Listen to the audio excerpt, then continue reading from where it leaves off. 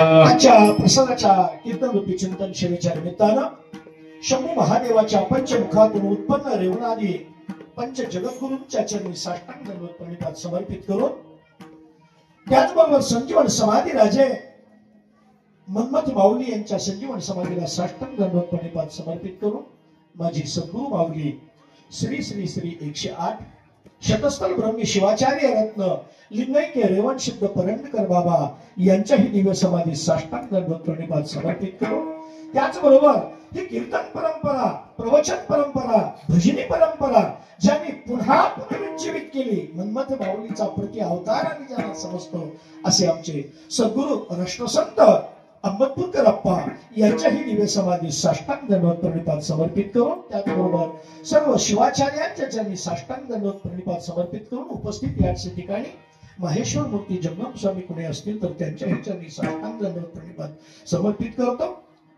अधिकार संपन्न विनेकरी दादा, आमचे अधिकारी संपन्न टाळकरी वृंद, गायनाचार्य, वादनाचार्य, मृदंगमणी, आमच्या माता भगिनी ज्या तुळशी डोक्यावर घेऊन उभा राहिलेल्या आहेत त्यांच्याही चरणी साष्टांग दंडवत प्रणिपात समर्पित करतो। त्याचबरोबर उपस्थित संत श्रोते सज्जन मायबाप तुम्हा सर्वांच्या चरणी नतमस्तक होऊन सेवेला प्रारंभ करतो। शिवहर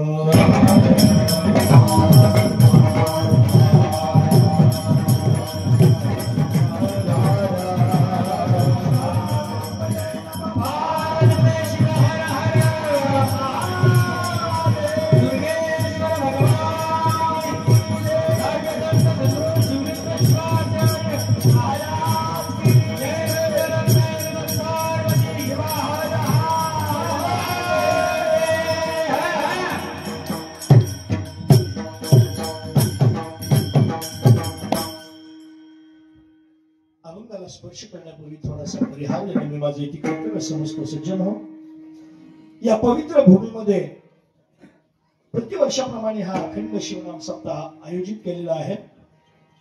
अतिशय सुंदर असं आयोजन नियोजन आहे।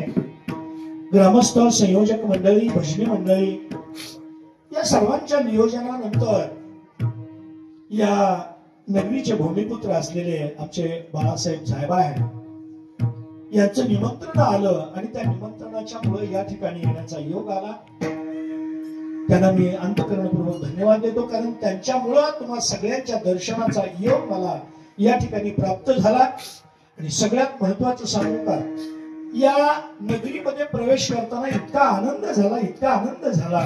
अतिशय सुंदर असं देवस्थान आहे, अगदी हिरवगार गाव दिसायला लागलेलं आहे, सुंदर असं दिसतंय। विकास झालेला आहे, एवढा आतमध्ये असताना सुद्धा इतका सुंदर विकास झालेला आहे। सगळ्यात सुंदर वाटलं। आणि जागतिक पातळीवर म्हणतोय मी, देशात तर असू द्या, सोडून द्या, पण जगात सुद्धा कुठं दुर्योधनाचं मंदिर नाही हे का? कुठं तुमच्या ऐकण्यात आहे का? दुर्योधनाचं मंदिर जगात सुद्धा कुठं नाही। आणि सगळ्यात महत्वाचं म्हणजे जे जगात 5 चिरंजीव आहेत, जे 5 चिरंजीव आहेत त्याच्यातला एक चिरंजीव तुमच्या इथं आहे। काय गावाचं भाग्य आहे, एकदा टाळ्या वाजवा जोरात। भाग्यवान आहात तुम्ही, सगळे भाग्यवान। एक सांगू का, महाभारताचा जर तुम्ही बारकाईनं अभ्यास केला तर तुमच्या असं लक्षात येईल, मी कुणाला नावं ठेवत नाही, पण दुर्योधन हा महान शिवभक्त होता, आयुष्यात कधी खोटं बोलला नाही। मला एकही उदाहरण दाखवा दुर्योधन आयुष्यामध्ये खोटं बोलला असं एकही उदाहरण दाखवा, एकही उदाहरण सापडणार नाही तुम्हाला अख्ख्या महाभारतामध्ये। थोडस प्रसादाचं तर आहे, पण थोडस बाजूला जाऊन सांगतो तुम्हाला। या राज्यावर खरा अधिकार कोणाचा होता? थोरला कोण होता? धृतराष्ट्र थोरला होता का पंडू थोरला होता? धृतराष्ट्र थोरला होता, बरोबर आहे का?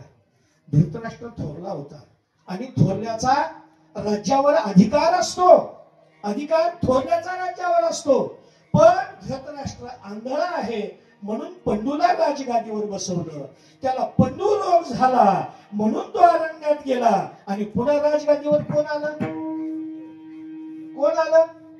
धृतराष्ट्र आला। नीट लक्ष देऊ नये का, अगोदर धृतराष्ट्र आंधळा आहे म्हणून त्याला राजगादीवर बसू दिलं नाही, पण पंडू ज्या वेळेला अरण्यामध्ये निघून गेला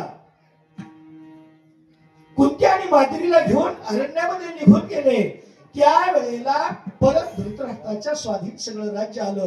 राज्यकारभार धृतराष्ट्राने चालवला. मग धृतराष्ट्राने राज्यकारभार चालवल्यानंतर त्यांचा जो थोरला मुलगा आहे तोच राजगादीवर येणार ना.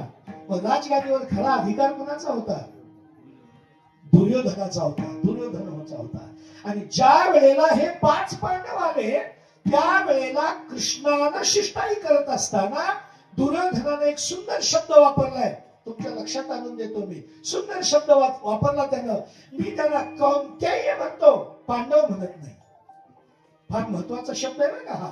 मी त्याला कौंतेय म्हणतो, म्हणजे ते कौंतीचे मुलं आहेत, पंडूचे नाही. आणि म्हणून या राजगादीवर पांडवांचा अजिबात अधिकार नाही. पण गावात राजकारण जसं शिजतं का नाही तसं महाभारतात राजकारण शिजलं. आणि या राजकारणाचा खरा नायक होता श्रीकृष्ण. कधीच आयुष्यात खरं बोलला नाही. कधीच आयुष्यात खरं बोलला नाही. आणि सध्या जगात तसंच आहे हो. जी खोटं बोलतात त्यांचे सत्कार होतात, है की नाही? त्यांचे सत्कार होतात, त्यांचे सत्कार होत असतात. आणि म्हणून खरा अधिकार कुणाचा होता? दुर्योधनाचाच होता. आणि तो दुर्योधन तुमच्या इथं आहे, म्हणजे सत्यवादी तुमच्या जवळ आहे. म्हणून निदान गावातल्या लोकांनी तरी सत्यवादी बनावं की नाही? राजकारणात जास्त शिरू नका, पण परमार्थाचा उपयोग राजकारणासाठी करावा. आमच्या अशोक महाराजांशी मगाशी बोलताना मी बोललो. महाराज म्हणलं तुम्ही सरपंच आहेत, अतिशय गाव समृद्ध केलंय, आणि मला वैयक्तिक बरं का, वैयक्तिक अजूनही पुढे तुमच्याकडून खूप अपेक्षा आहेत. कारण गावाचं सहकार्य तुम्हाला आहे.